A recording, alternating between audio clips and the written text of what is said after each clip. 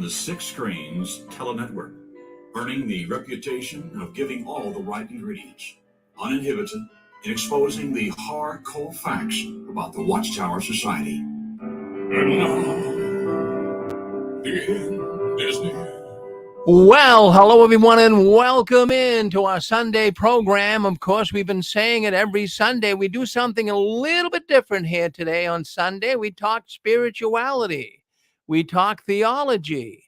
And that's what we do on Sunday. We don't do it on Saturday night, but we do it here on Sunday. So welcome in to Six Screen Sunday. Well, anyways, my name's Rick Ferrin, and we have a program coming up here right now. It's called Jehovah's Witnesses Share Their Spiritual Journey. And we have a man coming in from the Northeast. His name is Tom. But Anne Marie, former Jehovah's Witness out of Northern California, she actually is the host of the program. So hello, Anne Marie. Hello, my brother Rick. How are you doing today? Well, today, I have to tell you, I'm looking outside, 50 degrees outside. In fact, I'll tell you, I just saw a squirrel coming out of the woods shaving his legs. It's so warm up here, you know? Well, that gives me hope because we have a little squirrel that used to come visit us, and I'm hoping he'll come back because it's a beautiful day over here as well on the Pacific Coast. Well, very good. We're 3,000 miles away, but it's like you're in the next room, Anne Marie. It's amazing to me. Amazing. So we got a good program coming up here. We get Tom coming in from New Hampshire. So I'm going to cut you guys loose. And you say hello to Tom, Anne Marie. Oh, great. Hello, Tom. How are you doing today? I am doing wonderful, Anne Marie. Thank you. How are you? I'm great. Been really looking forward to this show. We missed you the last show, and I was wondering how you're feeling coming up on the platform of the Six Screens, ready to share your personal spiritual journey with all of us and for those who are yet to listen, because I do believe that in the organization there are many who are just starting to question or just getting to the point where they can't swallow down their concerns and their worries and their doubts and the questions that they have, the PIMQs who are physically and mentally questioning. And, you know, it takes a lot of guts. It takes a lot to come past that fear. And it's listening to people like you, Tom, that gives them hope, because you never know what you say, what you bring out, how you phrase something that isn't going to absolutely connect with somebody who needs to hear what they just heard you say. Maybe today, maybe later in the archives, but what you have to say is so important. So I thank you so much for coming on. Would you like to just get into your story after I introduce the show? Sure, but you asked how I'm feeling about it. My feelings are mixed because I am not 100%. I don't have 100% belief yet. You know what I mean? So that's how I'm feeling. A little mixed. I have a little mixed feeling, but I am happy to be on the show, and I'm happy to share my experience. And definitely, that sounds great. So. Well, thank you, Tom. You know, it's not about what you believe in comparison to somebody else, because your personal spiritual journey is yours. It's all yours. It has to do with you and your heart and your mind and your conscience and how you feel. It's all about you. I'd like to welcome everyone in to today, which is Six Screen Sunday. We only do it once every 2 weeks. Sometimes we only get to do it twice in a month. Today is January 29th, 2023, and this is Jehovah's Witnesses Share Their Spiritual Journey. And today we have one who is no longer loyal or a full believer in Watchtower. His name is Tom, and in his own words, he is ready to share what he feels like sharing. And Tom, would you like me to ask you questions, or do you feel comfortable just talking at your own pace and letting me ask questions if I have to for future verification? Well, if you ask questions, that would probably be best, because I don't I'm not a public speaker, and I don't have this, like organized as far as that goes. I will start by saying that, yes, I was probably 4 years old when my mom became a witness, and that was probably my last Christmas and Halloween and things like that. So pretty much I was brought up as a Jehovah's Witness. And I was one of the fortunate ones who never got baptized, even though I went through the questions, but I had ADHD and didn't know it. And so I didn't satisfy their answers and stuff with at least one of the elders. So thankfully he recommended that I don't get baptized just yet. So that was a very good blessing. And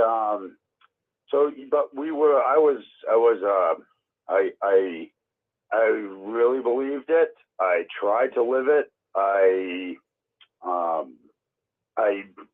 went in service regularly, and we went to all the meetings whenever we could. We were very regular, we did our studies. We didn't do much of a family study because it was just my mom, my brother, and me. And my stepfather was not a witness. So the nice thing was, because he was not a witness, we had exposure to other family members that were not witnesses on a regular basis, because he was very outgoing and brought us places all the time, and we did all kinds of stuff with him. And we got to know his family, and we also got to know my dad's extended family, even though we only went there on weekends or whatever. And so we had a lot of good experiences outside of that, but we also had a very huge family on my mother's side that were witnesses. I would say she had there were 8 girls and 2 boys in her family, and I think 6 or 7 of the girls were all witnesses. And one of her brother's wives became a witness, so her kids were raised as witnesses. So I had over 30 cousins, pretty much. The majority of them were witnesses. So we had plenty of association with other people. It was a big family. So, I'm just getting this out of the way because, and then and then eventually, as I got to be older, a lot of my cousins were leaving and getting disfellowshipped and things like that. And I ended up leaving when I was 18.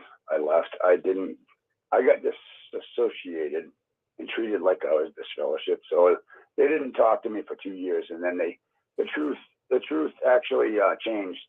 So the truth was, at that time, because I was a publisher, I was an active publisher, that I was treated the same as if I was baptized. So I was to be shunned and treated as if I was dead. So I would even see my mother in the store, and she would totally ignore me, and that hurt, but it was only for 2 years. And then all of a sudden the truth changed. I don't know if it's for legal reasons or what, but all of a sudden there was a Watchtower article that came out, and I saw my mom. She was like, "You got to come over tonight for dinner. We got something important to talk about."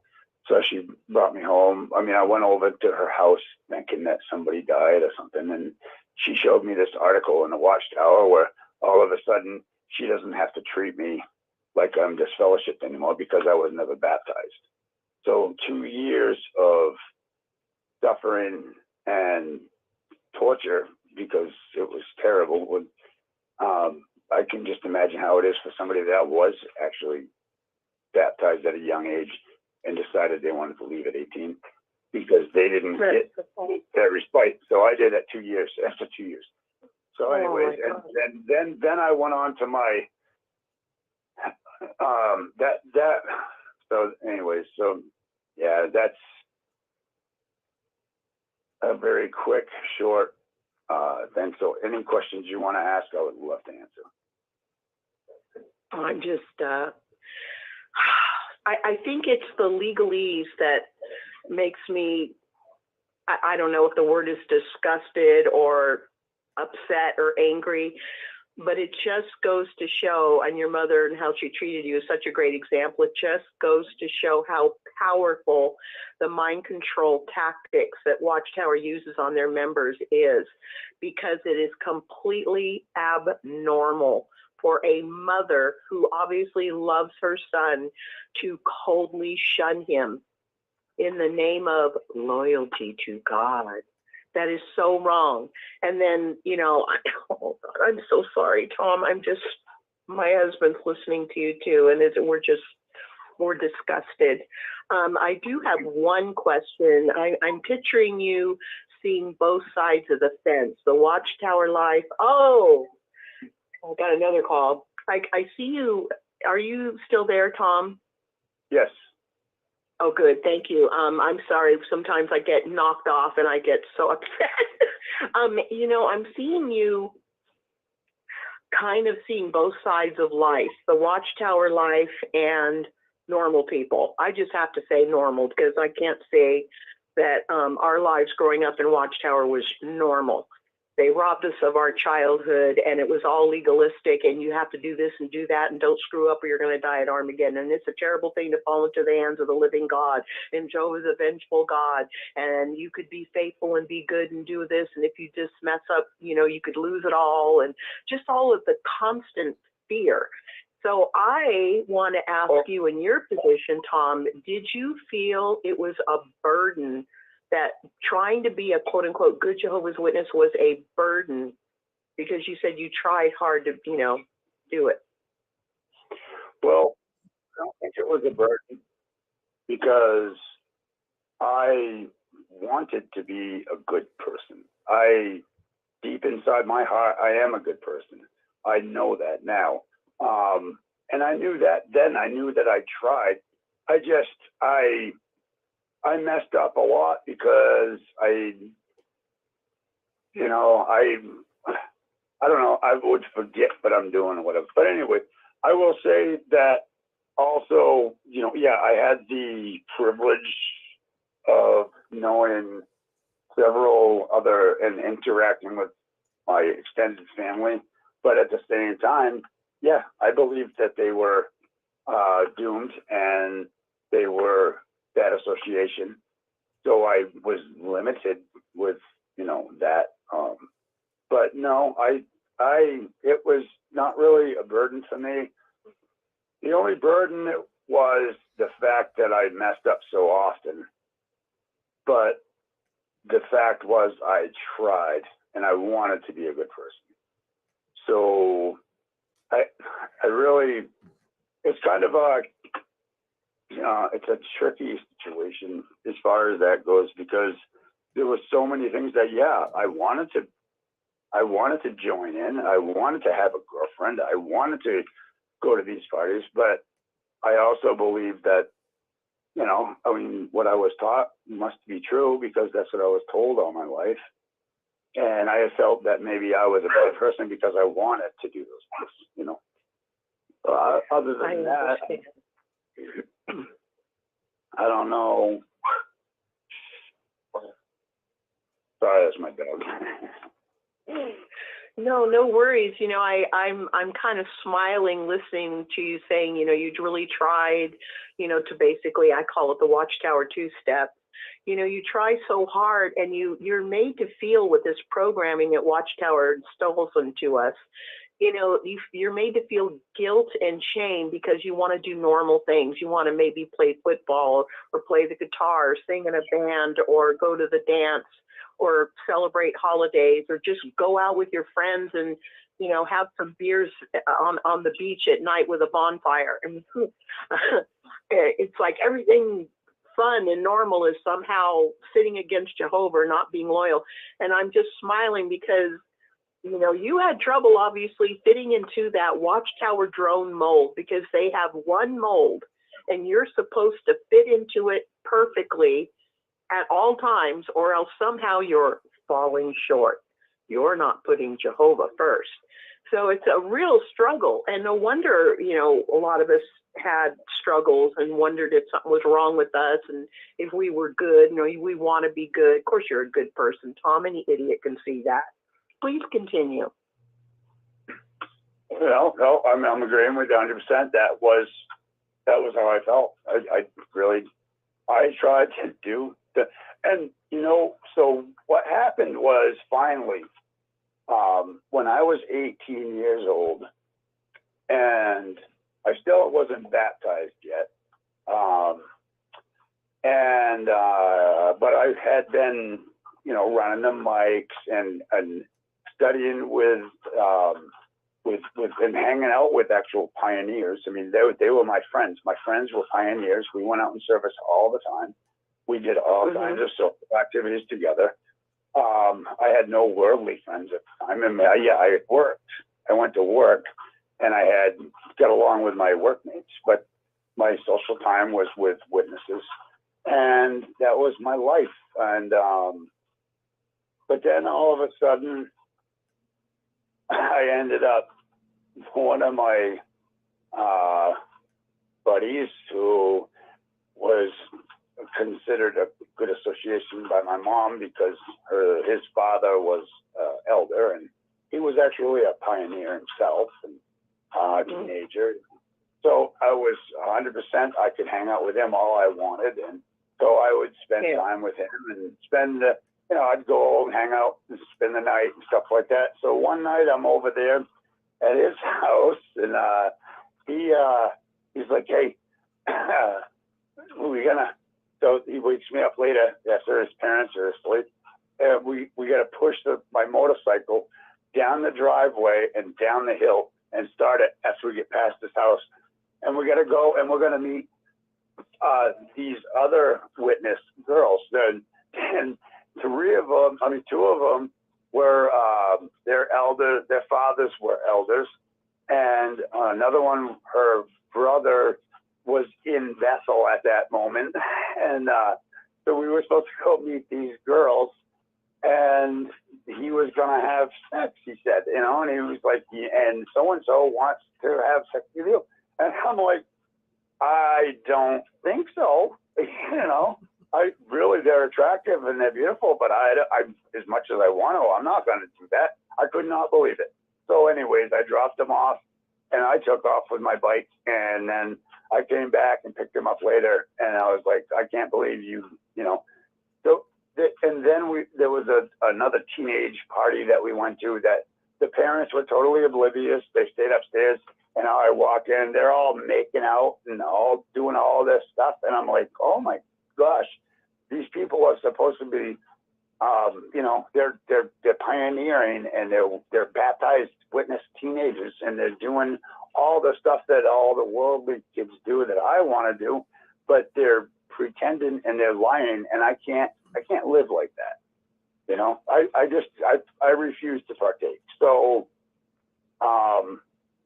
so what really fixed it for me is I actually ended up going to I think it was an international convention in Connecticut, and I had a pioneer who rode with me. I borrowed my stepdad's car and drove, and that was pretty cool.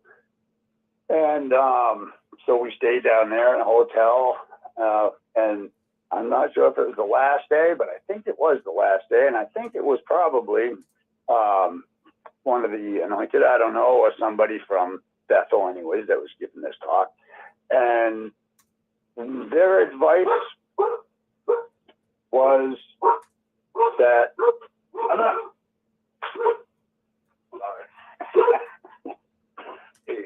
anyways, their advice was that if you want to do bad things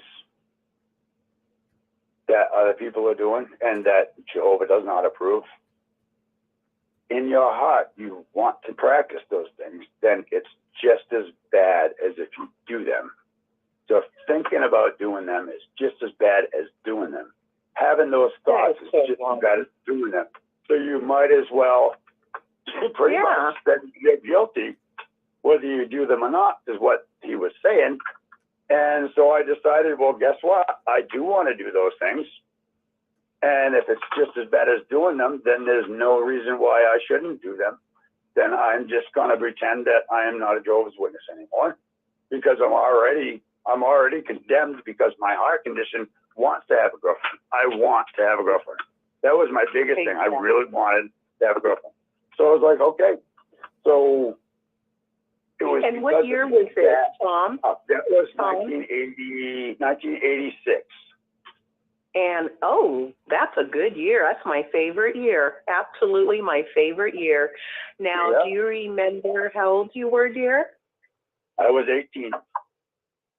Wow, young enough to actually discover how to live a normal life. I am so glad. And I just want to take a second to say, I completely hear what you're saying. I was trying so hard in every way, in my actions, in my voice, in what I said, how I lived my life, the music I listened to, TV, books I read, how I interacted with people. I tried so hard not to do anything wrong to make Jehovah unhappy with me. And yet I'm normal. I mean, I used to just wish I had never heard of, quote unquote, the truth, because it was such a burden, because no matter how hard you try, you're always falling short. And for you to hear that at that assembly, wow, I'm with you, my brother. Go ahead. Please continue. I am fascinated. Yeah. So that was it. That I decided that day at the assembly that there was no sense in me trying anymore, because I'm just as guilty by thinking these thoughts as if I do them, right? That's what they convinced. They were very strong about that. I don't understand why and how they thought that was a good thing, but I'll tell you what, it was a good thing for me, because this is like, guess what? There's no sense in me staying in here and trying anymore, because all of my efforts, all of my Bible studies that I actually had, and the time I spent out in service, and all the extra studying that I would do, and just trying to be a good boy all the time, didn't mean nothing, because I was already condemned, because I wanted to do those other things. So it was like, dude, why even bother continuing? So anyways, that was it. That was the last time I went to a meeting, and I just decided that I just would just not. I would just say that I'm not a Jehovah's Witness. I knew I wasn't baptized, so yeah. And, well, they gave you a get out of jail free card, and you said, "Hey, I'm taking it." Right? Well, I mean, you tried to be a good boy. but yeah, they did. They did pretty much. In my conscience, my conscience was like, yeah, why try? If I can't control my desires, then I'm only human. I'm a young man. I can't help it that God created me with this urge to procreate, and to just desire to be with girls, and have to fight that. That was the worst torture. It was terrible. I couldn't even have a girl. It was terrible. So yeah. So how did life change for you when you were at that assembly and you heard what that brother said? I mean, like you said, and I felt the same way.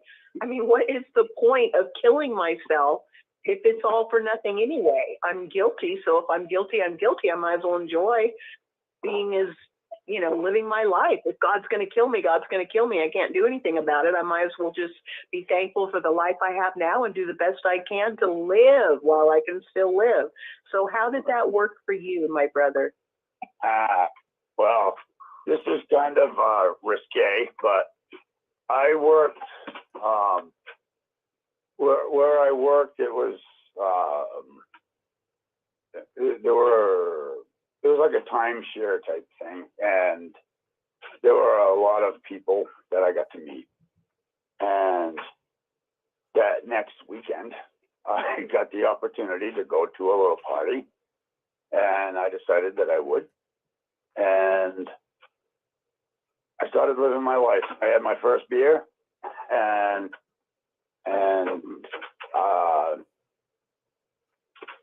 had made friends with girls and enjoyed life real quick. And then my mom actually was like, "Hey, you know, I moved out anyways that week. I moved out."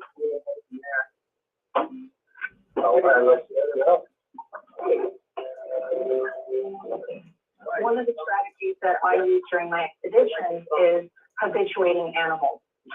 That means getting an animal used to human presence. Who is talking? I have no idea.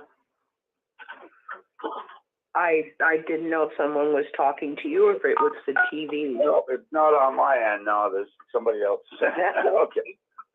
Okay, there we go. So Okay, I hope okay, go ahead, dear.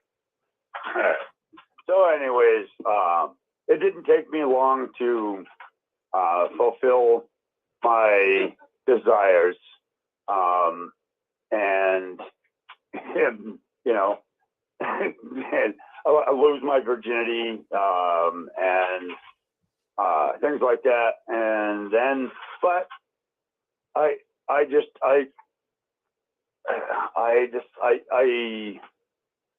did not tell any. I told people I'm no longer a Jehovah's Witness, so I didn't do anything that was wrong with anybody that thought I was a Jehovah's Witness. I never. So yeah, I had already given up that, and but then one of the people that I worked with was a witness. They saw me smoking a cigarette. I had just experimented with cigarettes that week, you know, and but I weren't gonna lie. When I was called by an elder and they questioned me, "Did you smoke a cigarette?" I was like, "Actually, yeah, I think I did, yeah." And they're like, "So did you like it? Are you gonna keep smoking?" I said, "Well, I kind of liked it. It was kind of cool. I don't know if I'm gonna keep smoking, but I might try it again."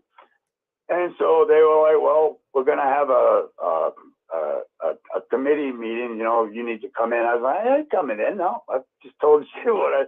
So, anyways, they actually announced me as disfellowship. So, okay. So therefore, They are so legalistic. I knew that I was going, and this is '86. So trust me, it's 72 years after 1914, and if a generation is mighty, it'll be 80. So I knew by 94, you know, I was probably dead. So I pretty much, I went wild as far as I just tried everything. As I already believed that I was condemned to death. I did, and somehow it's like I had a guardian angel so many times. I'm telling you, I had so many near-death experiences, and I felt so hard, like I had somebody guiding me away from that all the time. I really, really, and that's true. I really did. So my first couple of years after leaving was pretty crazy. I got over a lot of my fears. I got over my fear of height. I got over a lot of fears. I even played Russian roulette with one of my buddies, that ex-JW that was he was a pioneer, and his father was an elder, and he's the one who we ended up going to meet these girls at that school with I told you about with my motorcycle. Well, he got this fellowship. So I started hanging out with him a little bit and playing poker and stuff with him, and he was into this Russian roulette thing, and guess what? Didn't matter to me. I was gonna die anyway, so I actually played it with him, and I didn't die, thankfully, but didn't care because I knew I was gonna die because Armageddon was coming right around the corner. You know, that was in my mind all the time. I always thought Armageddon was coming right around the corner. So that was a crazy way to live. I feel bad for people that do leave and still believe that themselves, because that's one of the worst parts is there's no reason to hold back, and no reason to be a normal person, or to save money for your retirement, or to think about consequences down the road, you know, and I lived through that for a little while, even though I was cautious enough to not get arrested or anything like that. You know, I definitely knew I didn't want to go to jail, but, you know, but I still took a lot of risks. And then I got back into thinking about religion and life and all that after a few years. But the first few years was just being wild and doing whatever. Well, Tom, I have to say, if I may, that I can absolutely relate to what you just said. I believed I was going to die because I had failed in being a good Jehovah's Witness. I left in 1986 as well, and I thought I was going to die, and I just put everything aside, and I just tried to figure out how to live. I wasn't worried about, oh, I can't do this, or I have to do that, or I have to do it this way. I was just going to figure out what normal was, and to figure out how to live and who I was and how to make decisions, and meeting people that I had never been allowed to associate with before. And I just did whatever felt right. You know, there was a hippie button in the 1960s during the hippie movement, during the Summer of Love, and it said, if it feels good, do it. And a lot of people thought, oh, that means sex. No, basically, if it feels right to you at the time, just do it. It's exploring, it's curiosity, it's how you learn, it's how you experience. So please continue, and I'm really enjoying your testimony. Thank you so much, Tom. Well, thank you.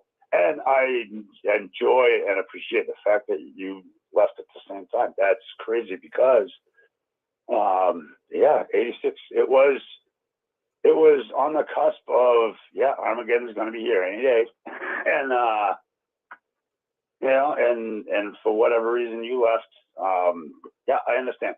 And as one of the big things that I remember is because I learned to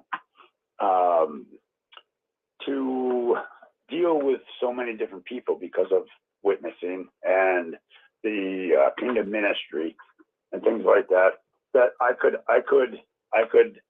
pretty much be friends with anybody because I had the tools I was taught, and I made so many friends. But the thing was, I used to think that those friends were going to be friends for life. I remember I was rich with friends. I felt, you know, I didn't even need an apartment. I had so many people that I got along great with that I could hang out with and stay out there on their couch for a certain amount of time. But then I started learning the hard lesson that, you know, these friends actually weren't friends, and started seeing, you know, the flaws and then the double crossing, and you know, it was a hard lesson to learn, but I got to learn that lesson, and so now my friends, I have a handful of friends, but you know, it was interesting, and it really helped, though. It helped me to develop myself into a more rounded person because I've met so many different personalities. And I ended up taking, like, there was I tried to go back to college. I went for like a semester or so, and studied psychology and introduction to business, but it was like, man, it was just getting in the way.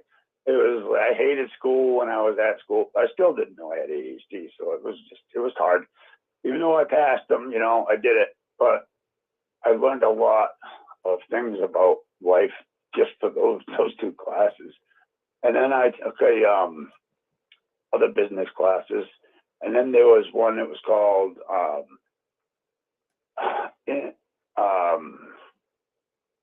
IPD, Independent Personal Development Course.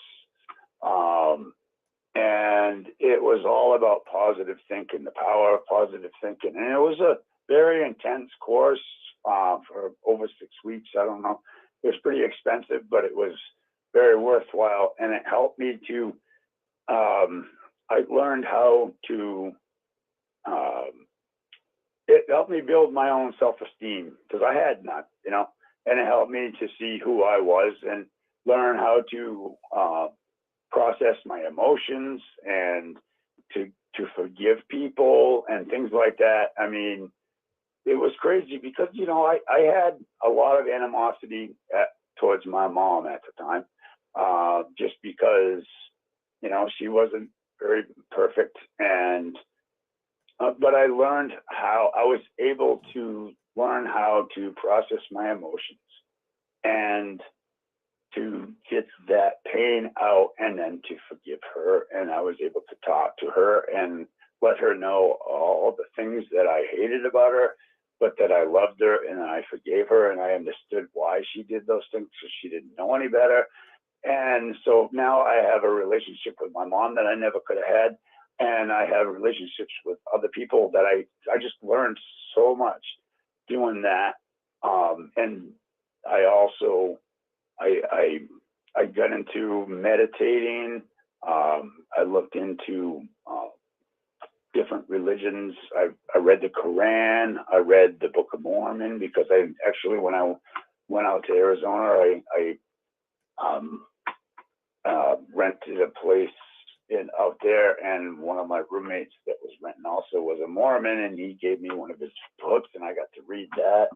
I got to also, while I was out there in Arizona, I got to meet an ex-Jehovah's Witness. He was a black guy. I can't remember his name, but he introduced me to the lost teachings of Jesus Christ.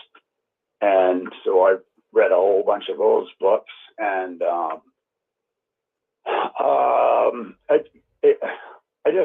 I got a wide variety of understanding of different people's philosophies and ways of life, and I practiced them and learned them. And I read like a lot of C.S. Lewis. C.S. Lewis is the one that taught me what faith was. Before I went to yeah. Do you know what faith is? Because you know what? Growing up, I never knew what faith really was. And I learned from him and experienced it. I know what it is now. It's believing 100%, 0% doubt. And his explanation was, if you have a doubt, you need to visualize that doubt and explode it. Make it explode in your mind. Get rid of that doubt. Get rid of that doubt. And I actually practiced that. And it's that. Oh, isn't that great? Mm-hmm. Did you read C.S. Lewis? I have read C.S. Lewis when I was very young, but I was always drawn to his way of being spiritual. I don't know how to otherwise articulate it, but he was an amazing man that nobody ever expressed things the way he did. But I really appreciate your explaining faith, because with Watchtower, quote unquote, faith is just believing what you're told to believe and don't ask questions and just shut up and obey. The desired expectation of things to come, it doesn't make sense. It never made sense. Never. Yeah. I never felt like I was actually praying to anybody. When I was praying, I never felt that I was actually praying to Jehovah. It just never felt real. I just didn't know how. It just always seemed really fake. So I don't know. I just don't know. And the faith thing never made sense either. Yeah. But yeah, zero doubt. Zero doubt. It's not easy to do. Not easy to do, but it works miracles. It really does. It's zero doubt. I'm telling you, you can actually, I mean, I don't practice it like I should. But I do know that it has helped me in life in many, many ways, but it's not something that, you know, it's almost like a magic trick. It's kind of weird. It is, but it's real. It's real. Zero doubt. And if you can figure that out, then yeah, it is a tool. Yeah. But it's an invisible tool, and like gravity. You know, gravity works whether you like it or not. Karma works if you steal something from somebody, something's getting stolen from you. You know, I figured that part out. Yeah. Life. So I've basically in my spiritual journey. So I did all that, and then I looked into a bunch of Christian religions and stuff. But I've pretty much, without getting into all the rest of the story, I'm going to just sum it up to the golden rule: do to others as you'd have them to do to you. Is pretty much what every religion kind of, that is the foundation of every other religion. And whatever they add on top of that, it still comes down to the fact that it's a fact. It's like gravity. You do to others as you'd want done to you, and your life is going to be a lot better in the end, and their lives will too. And if you can do a little bit more for them, then you're even better off, and that's, to me, that's where I've summed it up to finally after several weeks, that's the way I kind of summed it up. And I went back to Jehovah's Witnesses and everything, I studied with them like a couple of times, and but we can get into that in a minute if you want. But I'll just let you know that's my final analysis: is do to others as you have them do to you, and that's what Jesus said, and that sums it all up. I don't know why they don't just have that's all you need, and that's it. That's all you need is that one saying, and if you understand it, your life's going to be better. But they have to add all this other bullshit. So you're one of those keep it simple, stupid kind of people, huh? Well, try to. But I definitely. No, I totally relate. Yeah, pretty much comes down to that, yeah. You're nuts and bolts, keep it simple, stupid, do unto others as you would have them do to you, and don't complicate life, and have faith, and just do what feels right, and let the Lord guide you, or the universe guide you, and your heart, or, whatever. It's not about outside telling you what you have to do, or what you have to believe, or what you can't do, or who you can talk to. That's insanity. To me, that's insanity, because I remember crying to God saying, why did you give me a brain if it's somehow being unchristian or disloyal to use it? To think for myself makes me like Satan?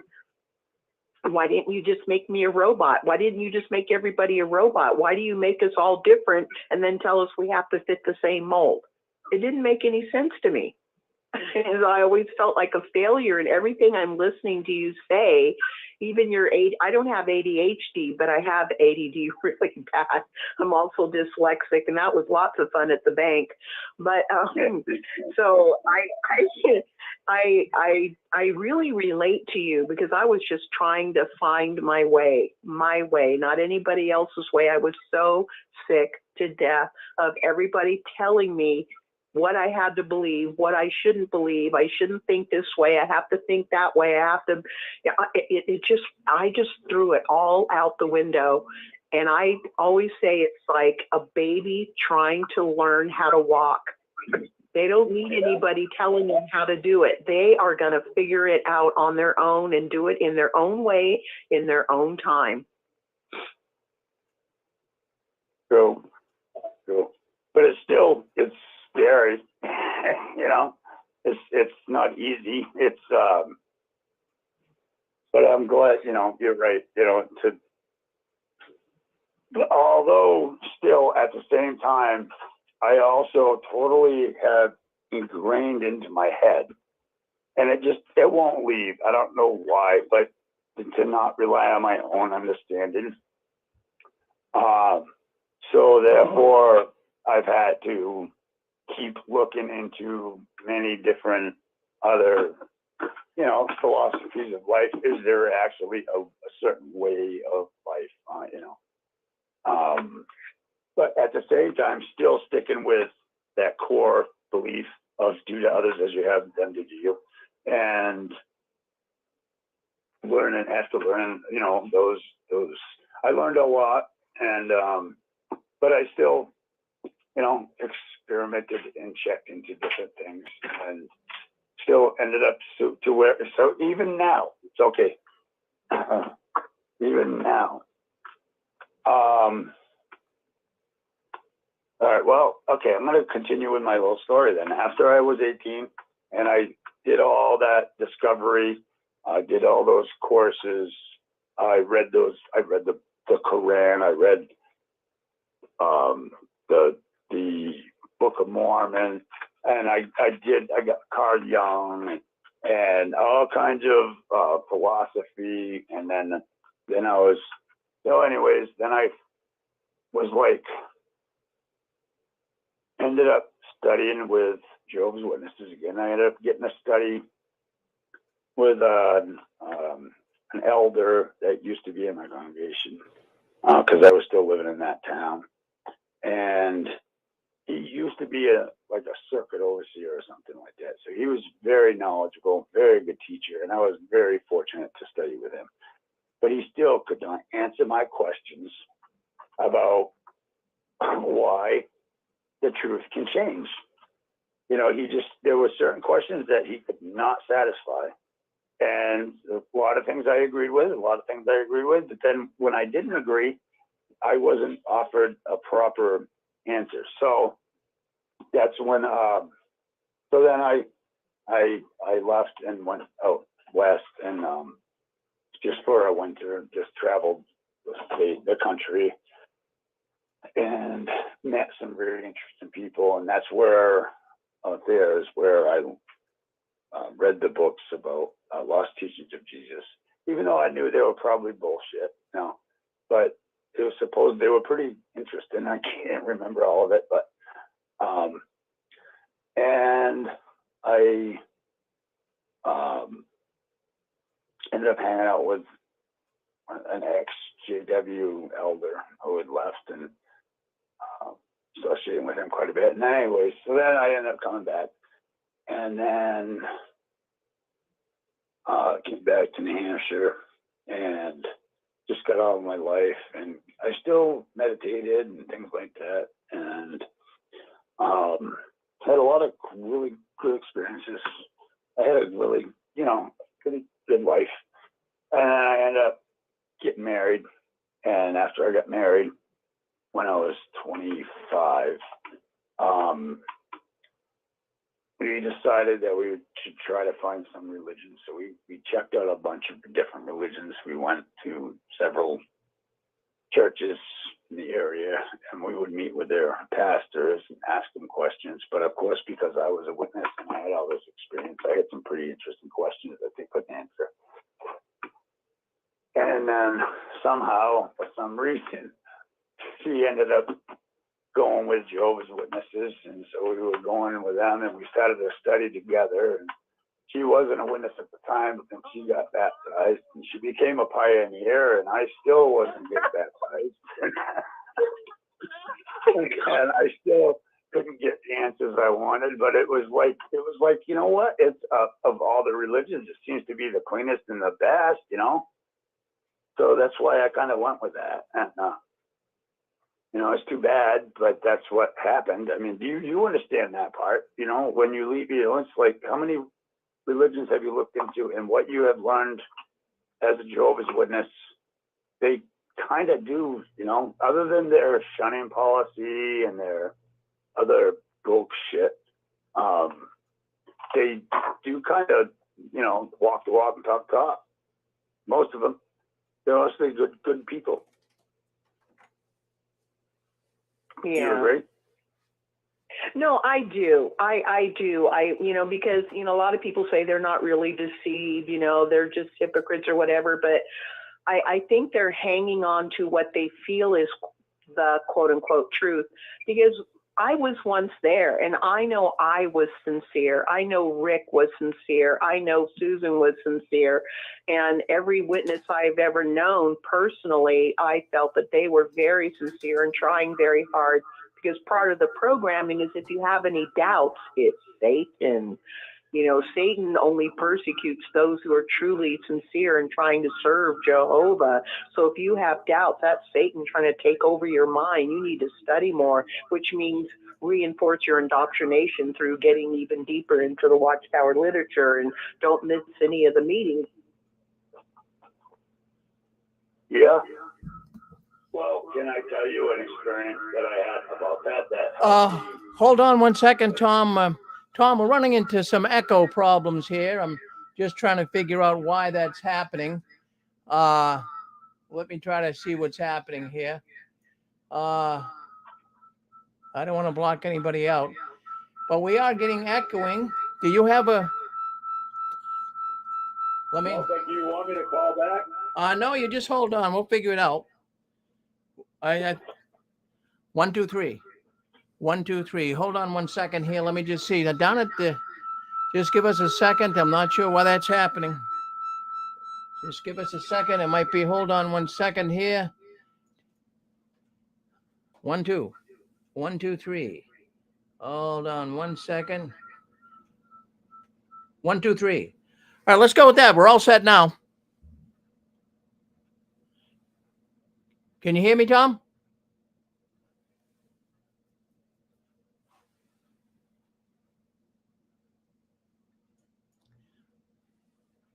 Hello, Tom. Did we lose Tom? I don't know what happened here, folks. I don't know what happened. Did he mute himself? I don't know. Did he dial up? 1, 2. Dial up. Anne-Marie, you on with us? We lost Anne-Marie. Now, that is the strangest thing. Hello, Anne-Marie. Hello, Tom. Well, folks, stay in here with us. We don't know what happened. We lost contact with our callers. I'm not sure. Rick. Yeah. I just got back on. I recalled. All right. I'm not sure where that echo is coming from. I tried to find out, but I couldn't find out. Just hold on for 1 second. I just want to try one thing here. So it's not echoing now. All right. Go ahead. We're back on. Don't worry. The echo's gone. Can you hear me, Tom? Hi. Can you hear me? I can. Okay. Okay, good. Poor Rick. He has a lot to cope with. He does a hell of a good job, though. I'll tell you that. He's amazing. When you talk about karma, doing good things for people without asking for it, he does not want. He tells people, "Don't send me money." He just does it out of the goodness of his heart, and that is so wonderful that he. I do believe, somehow, he's reaping benefits and he doesn't even realize it, because I don't even know, but I do believe that does work. I don't know if it carries over into the next life, if there is one, but maybe it does. Maybe it does. I don't know how that works. So. Well, I personally believe that God called Rick to do what he does. And when he first started, he didn't know if anyone was listening. He didn't know if he was, talking to dead air. But he just kept faithfully doing what he felt called to do. And I ran across Ephesians, I think it's chapter 5, 10 through 14, which basically says that if you realize that you are involved with a bunch of people who are doing evil things, and it says even that the things that they do are so ugly and so bad, you don't even want to talk about it. And instead, stop associating with them and expose them for what they are. And that's what Rick does. He spends hours every day searching the internet, answering emails, researching to make sure a story is true, or if it has, evidence to be true, putting shows together, backing up everybody who has a show on his platform. He takes care of his beautiful wife. He's such a wonderful husband, and he works as well. He does so much. And he faithfully does it no matter what, he's even broadcast from the emergency room. He's been doing it in the middle of a storm. Really? He's broadcasted from an emergency room once? Yes, more than once. From the hospital, yes. He's Okay. he's never missed a Saturday in 17 years. Never. That's amazing, and I'm just really impressed, and I respect, nothing but respect, but Yeah. that's pretty cool. That is pretty cool. I wish, if I thought that I had some calling, I think my calling so far has just been be a good person and treat people good, but I don't know, it would be nice to have something like that, but I do believe that what he's doing is awesome, and I appreciate it very much. Well, you refer to Proverbs 3, 5, and 6, where, it says, do not lean on your own understanding. It says that I believe that God will make your paths, that is plural. I believe we have many paths in our life at different times in our life. If we just trust in God, he will make your paths straight. I believe that means in my mind that he will guide you if you just kind of relax and let him give you those little nudges here and there, because, he would be supportive of you trying to find your way, because we're all different. It's not about, we have to fit a certain religion or else we're outside of God's love and favor. I don't believe that's true, because we're all different, because you have your own paths, and everything that you've been through in your life, Tom, that was your paths that you went through. And whatever your calling is, it's not Rick's calling, it's not my calling, and Rick's calling isn't your calling. You just, be you, and don't try to live up to somebody else's telling you you should this and shouldn't that. That's where we get screwed up, when we start listening to man. That's just my opinion. But Rick knows in his heart that he's doing what he is called to do. And I don't know what I'm supposed to do, but whatever feels right to me at any given time, I do. Sometimes my mouth takes off without me. But I mean, it's just, I'm doing my best. You're doing your best. And I believe that. Anyway, you were going to give an example of something before we had all that trouble. Would you like to go with that? Sure, I will. But first, I want to say thank you. Yes, I do believe that the life that I am living, I will have to say that the people in my life, I have, and I don't know, just their lives are great, and my life's great with them. And I think that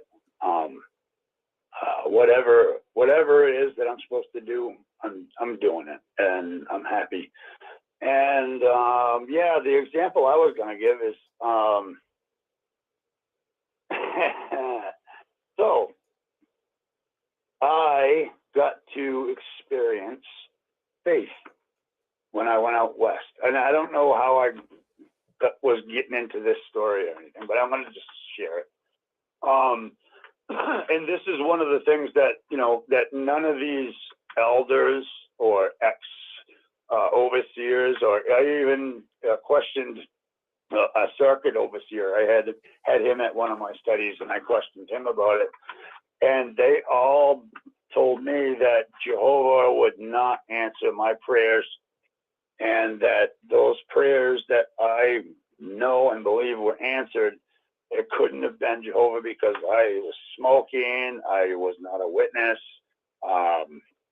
and some things like that, right? But so this is the example from C.S. Lewis, the faith example. I and my cousin and my dog, we drove across country in my little small pickup truck. And we ended up, after quite a while, we ended up at the Grand Canyon. And we had met a dude from New Hampshire also at the Painted Desert. And he was like, if you go to the Grand Canyon, you got to go to the North Face. It's beautiful. It's wonderful. If you don't go to the North Face of the Grand Canyon, you're just missing it all. And so, being from New Hampshire, it's a small state, and I have a road atlas that every page has a state on it. And so Arizona is a lot bigger than New Hampshire, but I didn't really think of it that way. So I'm looking from where we were at the Grand Canyon to being in the North Face, it's like, hey, cuz if we leave now, we might be able to make it there before sunset and watch the sunset, over the Grand Canyon. And that didn't work out because that was a lot more miles than, we didn't have GPS or anything like that, but it was, we were in Utah at 11:30 at night looking for a hotel. So we went the next day, and the next day it was raining, and on the radio, everything was, all of the tours were canceled. No more, there was no planes or helicopter tours. They were all canceled. Everything was closed because there was going to be zero visibility and all that happy stuff. And we had already driven overnight and half the day, and we're heading there. But I had prayed, and I was exercising that faith. And every time I had any doubt, I blew it up in my mind. And I knew for a fact that the sky was going to clear for us when we got there. I knew it. I was so confident, and I just knew it. So my cousin was all mad at me. He's like, why are we wasting our gas driving out here? This is stupid because it's pouring rain and you can't see nothing. And I was like, well, it will be. And so we get there, and it's pouring rain. There wasn't a single person there. Even the park ranger had been there just to clean up because everybody was gone, because it was nothing to see all day because you could not see in front of you. It was just cloudy and foggy, and it was raining. And I just laughed. I knew for a fact in my heart, because I had prayed to Jehovah, and I knew it was going to clear up. So I got out of the truck and made sandwiches from the cooler, and I was just laughing, saying, hey, bud, it's going to clear up. I promise, it'll clear up. And all of a sudden, it stopped raining. And all of a sudden, the clouds, they started to part a little bit, and then a little bit more. And so it wasn't raining anymore. And this is another sad fact, is that we both ran out of film. Because up in Utah, they wanted like 3 or 4 times more for film, than we weren't going to pay for it because we didn't have the money. So anyways, so this is a personal journey, personal experience for both of us. But I knew for a fact, I had no doubt, and it actually worked. The sky cleared. All of a sudden, you could see the other side of the first canyon. And then the wind was coming, and it cleared more, and you could see the second canyon and the third canyon, and oh my God, we could see everything eventually. It was just the most amazing thing I ever witnessed in my life. That just was a miracle, and it was. But they were like, Jehovah would never do that for you. But guess what? It happened. And I telling you, there was nothing. There were no planes. There were no people.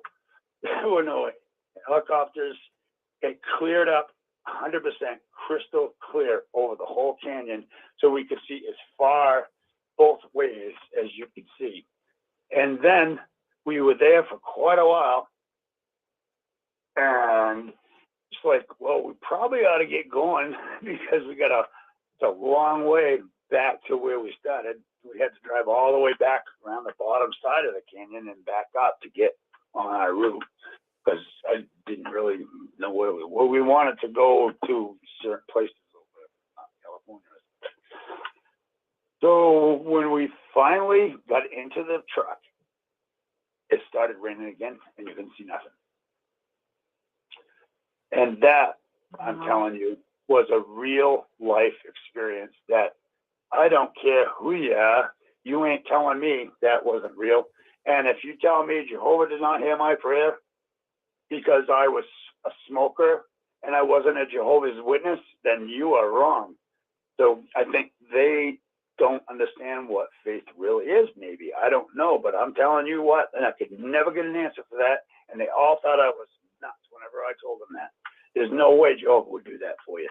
No way. You know, things like that. So, you know, it was hard to, so it's always been really hard to manufacture. I've manufactured, I've exercised that in many other areas at different times, but there's so much doubt that's thrown at you from everybody else, you know, that it makes it hard. It's not a natural thing, but it did work that time, and they all said no way. Yeah, that is such a beautiful experience, and I know that is true. I have also experienced things like that where you just know that I don't know if it's the Lord, angels, Jesus, your spirit guides, whatever, but you know when you are enveloped in love and protection and guidance. And you know, you don't need some human from some religion to tell you you imagined it or that was a coincidence. No, I had somebody tell me who was very well-meaning that, Anne-Marie, Jehovah doesn't hear your prayers. You're disfellowshipped. Right, yeah. But I knew. Yeah, he had come all the way from a city I had lived in before to try to encourage me. He said, I will drive all the way out here and bring you to the Kingdom Hall, you know, my old Kingdom Hall. And I just was smiling because I was so at peace and so happy in my life. And I hadn't felt that way ever. And I told him, I smiled and I said, oh, thank you so much, brother. But, you know, I feel that I'm right where I need to be. And I pray to Jehovah and I feel his love. And he looked at me like, Anne-Marie, Jehovah doesn't hear your prayers. And I just smiled at him because I realized he didn't know what real faith and real love from our loving God and the universe, everything I believe works together. I believe there's a huge tapestry and we only maybe see the little tiny part of the tapestry that we happen to be in, but that is not the scope of full reality. And I love that story because I know exactly what you're saying, Tom. Exactly. Yeah, good. It's the most real thing in my life that it's one of my biggest, best experiences that I've ever had that makes me do believe that there's something, you know, there's some power in prayer. And I don't know if I know, and I'm starting to doubt, is it Jehovah? Who am I praying to? You know, and that's where I'm at, you know, if we go back into where we're actually at spiritually, you know, I've seen some things like on the XJW community about Jehovah being Satan, and because I always wondered about the Old Testament being so cruel. How could a loving God be that cruel? And how could all this stuff happen? And so therefore that's where I am. I don't know as far as that goes. But I do know that faith is real and it works. And I don't know if it's because I had faith in Jehovah or if it's faith in my own communication with the universe. You know what I mean? That's another part that, you know, that's really difficult. You know, is it actually Jehovah or is it our own personal, because the Bible says, and I always related to this. I always wondered why Jehovah's Witnesses did not touch on this anymore. But I always felt, and I always saw and believed that there's a scripture, and I don't know where it is, but it said that we are all gods. We're created in God's image, and we are gods. You know, and yeah. So I wonder if, you know, but I know that that's blasphemous if we think that we are a God, you know, whatever, but that there are scriptures that actually push that, you know, and I haven't quite got to the bottom of that part. Yeah. Well, there's so many things as humans. Yeah, there are many things we don't understand. but I just believe that, we will know what we need to know in time. We don't have to figure it out, but it's good to be aware that we don't know what we don't know. And there are a lot of sacred writings that have been destroyed or hidden from us. I need to have you pause, because we are over time. I need to ask Rick how we're doing on time, because we're running into JW World News Sunday edition, or maybe there's another show. Rick, are you there? Right here, Anne Marie. Yeah, we can go about another.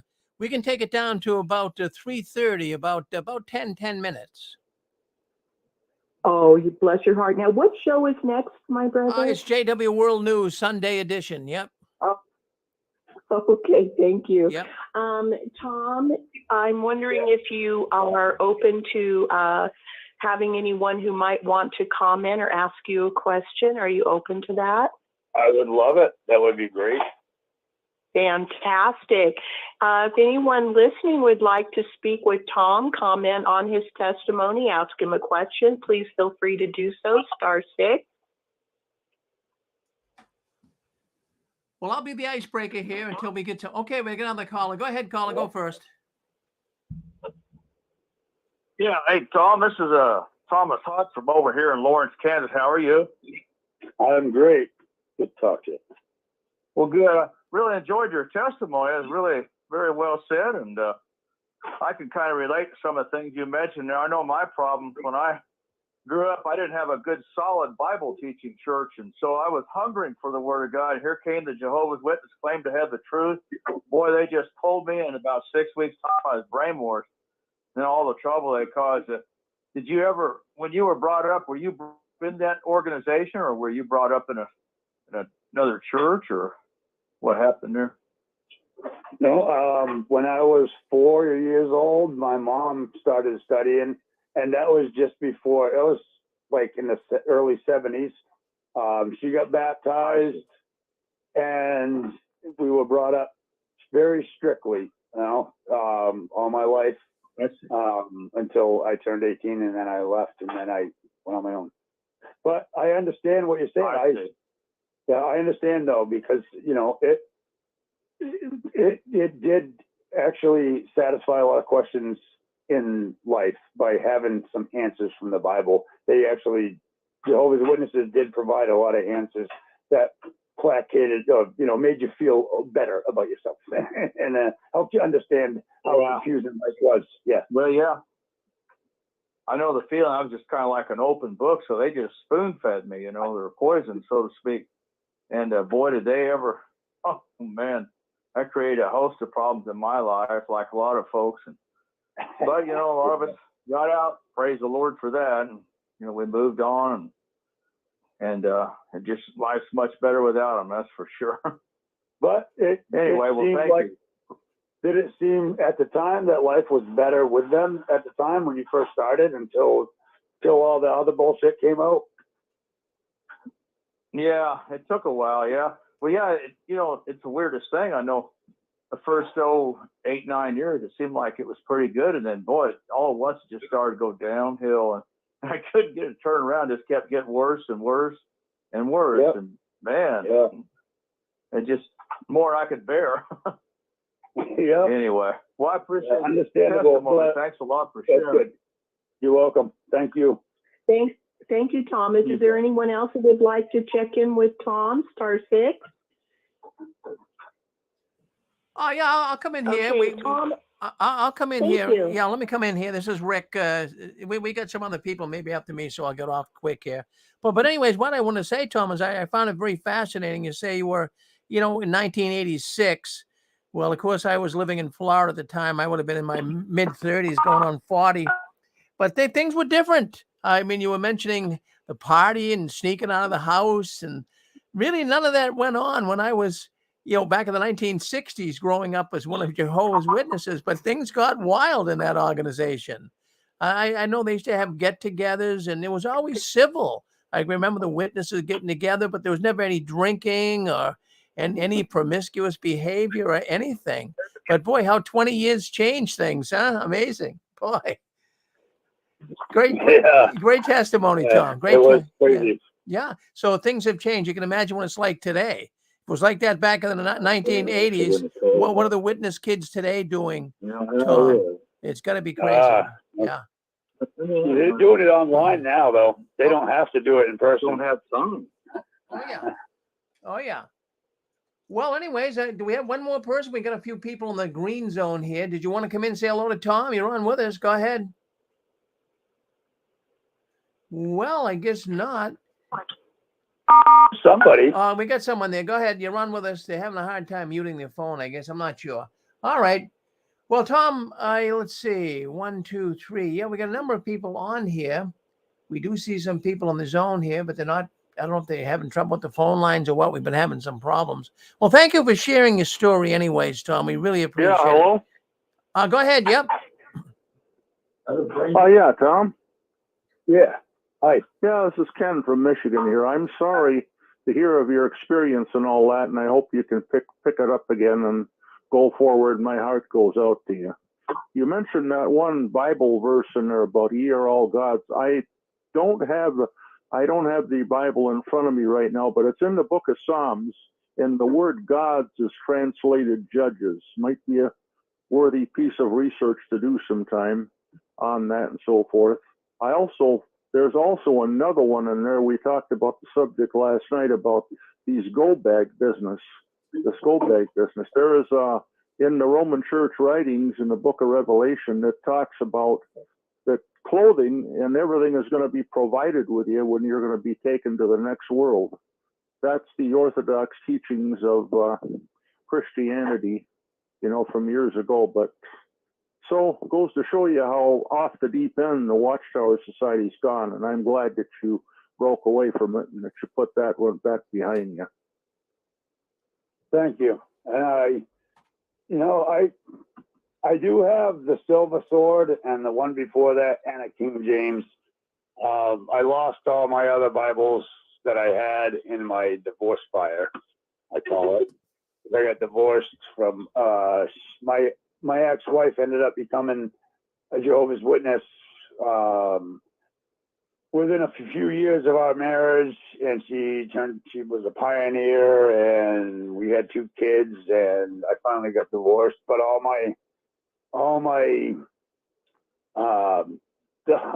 the old books and stuff that I had collected disappeared because I got divorced. So, but I'll do my best with what I have. But thank you. Yeah, we're looking. Okay, it's nice talking to you, so forth, and maybe we'll let another caller come in if we got time. Thank you, Ken. It's good to talk to you. I've heard you many times on this show, and it's good to talk to you personally. Thank you. Yeah, thank you, and God bless and be with you. Thank you. Thank you, Ken. Is there anyone else who would like to say hello to Tom? Because we really need to wrap this up. Anyone like to say hello to Tom? Tom, do you have any final thoughts that you would like to share with the audience, or thoughts to leave us with? Well,